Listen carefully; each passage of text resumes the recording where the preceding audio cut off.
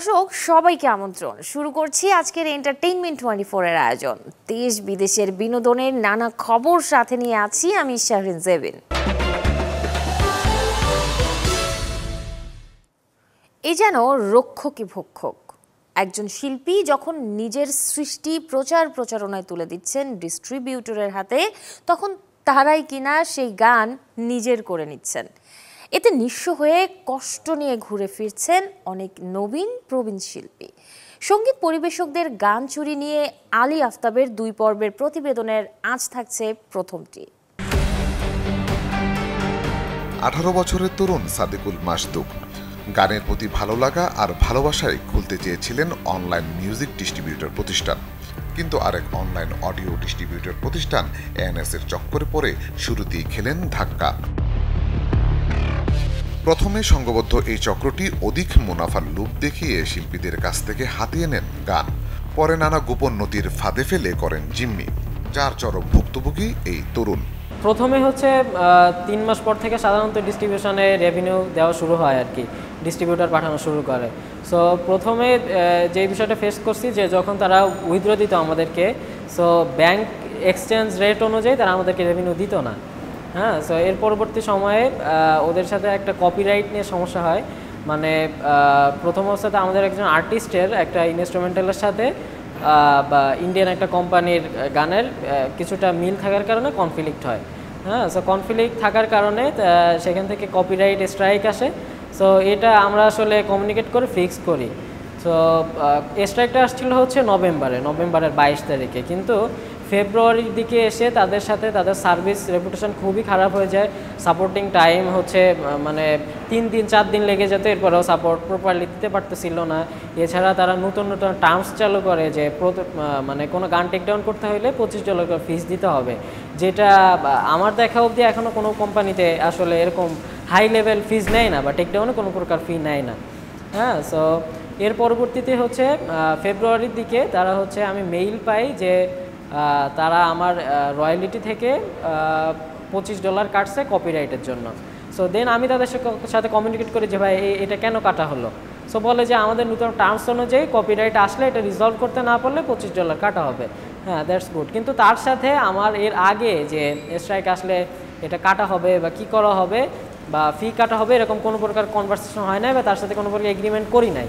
শুধু যে শিল্পীদের জিম্মি করে তা নয়, অভিযোগ আছে অবৈধভাবে তাদের গানগুলো নিজের নামে করে নেন এই চক্র। ফলাফল চরম আর্থিক ক্ষতির মুখে পড়ে শিল্পীরা। একটা সমস্যা ফেস করছি যে সেটা হলো যে আমি কিছু গান ফেসবুকে খুঁজে পাচ্ছিলাম না বা কিছু স্ট্রিমিং প্ল্যাটফর্মে খুঁজে পাচ্ছিলাম না। সো দেন আমি তার সাথে কথা বলি যে ভাই এই গানগুলো কেন নাই, ফেসবুকে কেন পাচ্ছি না। সো দেন সে বলে যে ভাই এই গানটাতে কনফ্লিক্ট আসছিল, সো কনফ্লিক্ট আসার কারণে গানটা টেকডাউন হয়ে গেছে। তো কনফ্লিক্ট আসলে আপনি আপনি যদি অ্যাকসেপ্ট করেন তাহলে তো গান টেকডাউন হবে না, যে আমি এই গানের মানে আমার গানের রাইটস আছে, কনফ্লিক্ট যদি আপনি অ্যাকসেপ্ট না করেন। দেন আমি বলছি যে তাহলে কি আপনি কি ডিসএগ্রি করছেন? সো কিছু বলে না, সে হাসে, তার মানে সে ডিসএগ্রি করছে, দেন গানটা টেকডাউন হয়ে গেছে।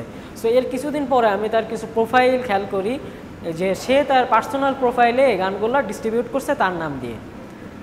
যেই প্ল্যাটফর্মগুলোতে আমার গান লাইভ নাই সেই প্ল্যাটফর্মগুলোতে সে ডিস্ট্রিবিউট করে রেভিনিউ কালেক্ট করতেছে।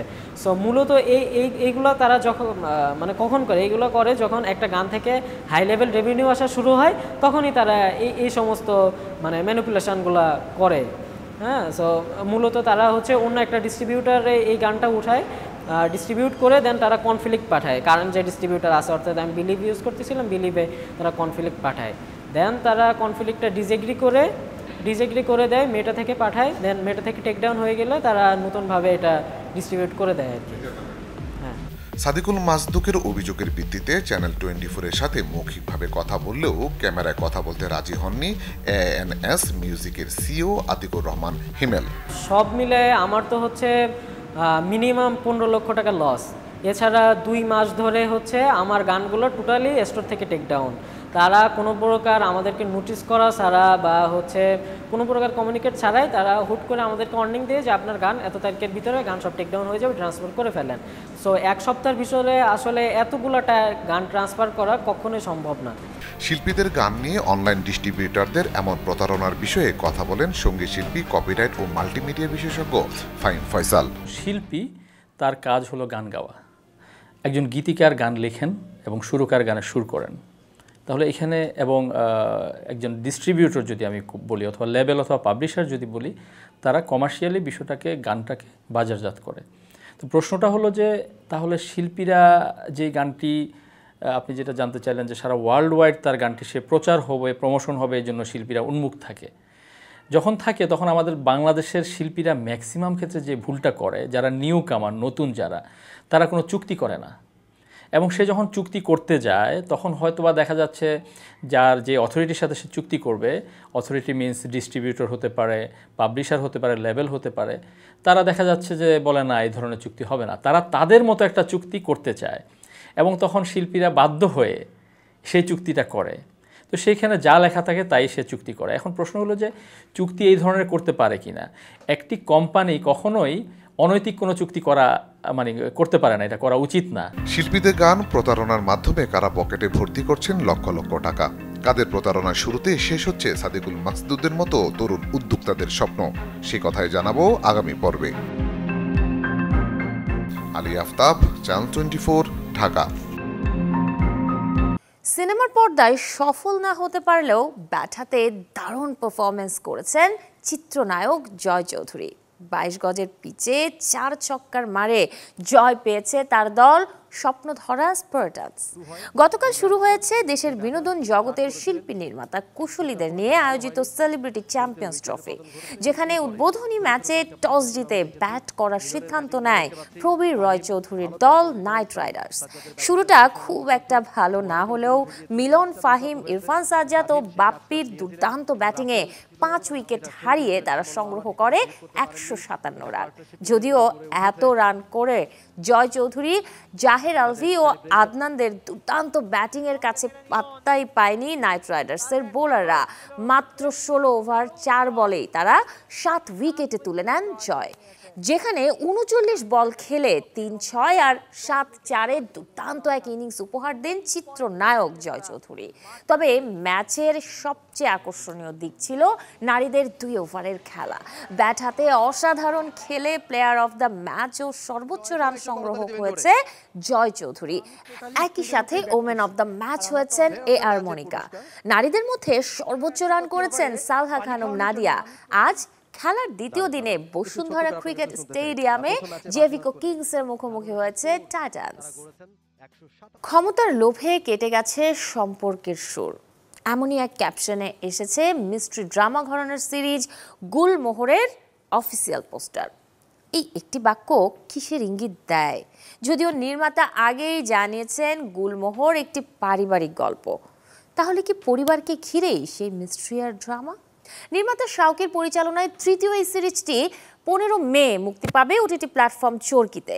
গুলমোহর দিয়েই প্রথমবার দেশের কোনো কন্টেন্টে কাজ করছেন ওপার বাংলার অভিনেতা শাশ্বত চট্টোপাধ্যায়। নির্মাতার কাছে গুলমোহর সিরিজটির গল্প শুনেই নাকি অভিনয়ে রাজি হয়ে যান তিনি। গুলমোহরের সঙ্গে ক্ষমতা, লোভ, বিশ্বাস, অবিশ্বাস, সম্পর্ক, পরম্পরা, কর্মফলের মতো বিষয়গুলোকে জড়িয়েছেন সিরিজটির অভিনয় শিল্পীরা, যেখানে অভিনয় করেছেন সারা জাকের, ইন্তেখাব দিনার, মোস্তাফিজুর নূর ইমরান, সুষমা সরকার, মীর নওফেল, আশরাফি জিসান, শারিকা সাবার মতো শিল্পীরা। গুলমোহর দিয়ে প্রায় 3 বছর পর নিজের কোনো কাজ নিয়ে পর্দায় ফিরছেন কারাগার খ্যাত নির্মাতা সৈয়দ আহমেদ শাওকি। যদি তোর ডাক শুনে কেউ না আসে তবে একলা চলরে, কবিগুরু রবীন্দ্রনাথ ঠাকুরের এই গানটি একসাথে গেয়েছেন দেশের 15 সঙ্গীত শিল্পী। উপলক্ষ রবীন্দ্রনাথের 164তম জন্মজয়ন্তী। শান শায়েকের সঙ্গীত আয়োজনে গানটিতে কণ্ঠ দিয়েছেন সাব্বির জামান, নির্ঝর চৌধুরী, শান শায়েক, শিলা দেবীর মতো শিল্পীরা। এছাড়াও আবৃত্তি করেছেন ওয়ালিদ হাসান। দর্শক, চলুন দেখে আসি এই গানটির কিছু অংশ।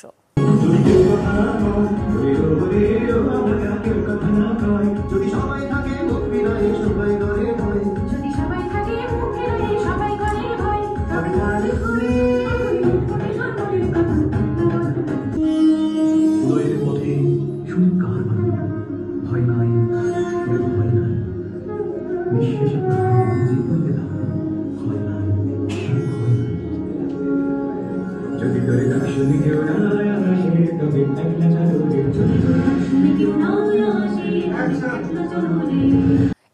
ইতিহাস গড়লেন শাহরুখ খান।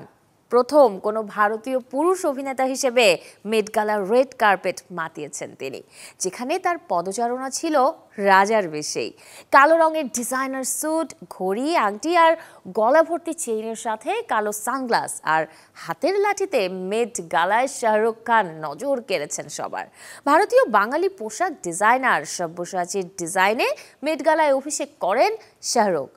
প্রতি বছরই নিউ ইয়র্কের মিউজিয়াম অব আর্ট কস্টিউম ইনস্টিটিউটে আয়োজিত হয় মেট গালা শিরোনামের ফ্যাশন ইভেন্ট, যে ইভেন্ট থেকে অর্জিত অর্থ দিয়ে রক্ষণাবেক্ষণ করা হয় মেট্রোপলিটন মিউজিয়াম অব আর্টের।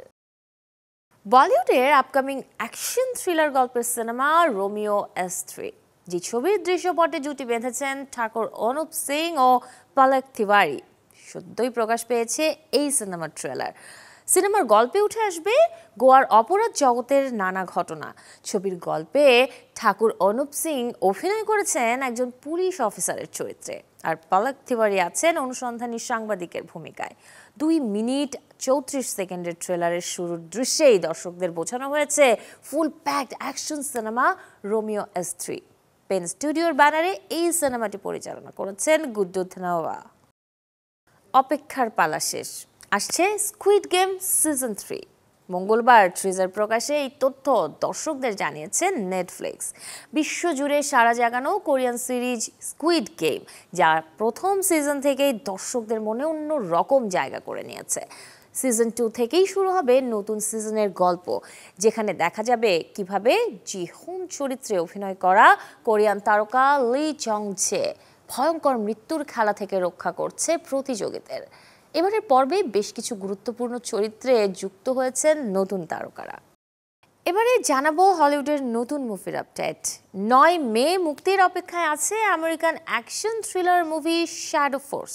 জোয়ে কারনাহানের পরিচালনায় এই সিনেমার প্রধান চরিত্রে আছেন কেরি ওয়াশিংটন। দর্শক, এই ছিল আজকের এন্টারটেইনমেন্ট 24 এর আয়োজনে। বিনোদনের সব খবর জানতে ভিজিট করুন আমাদের ফেসবুক পেজ এবং ইউটিউব চ্যানেলে। কাল ঠিক একই সময়ে আবারও দেখা হবে। সেই পর্যন্ত সবাই ভালো থাকুন, সুস্থ থাকুন, অবশ্যই চ্যানেল 24 এর সাথেই থাকুন।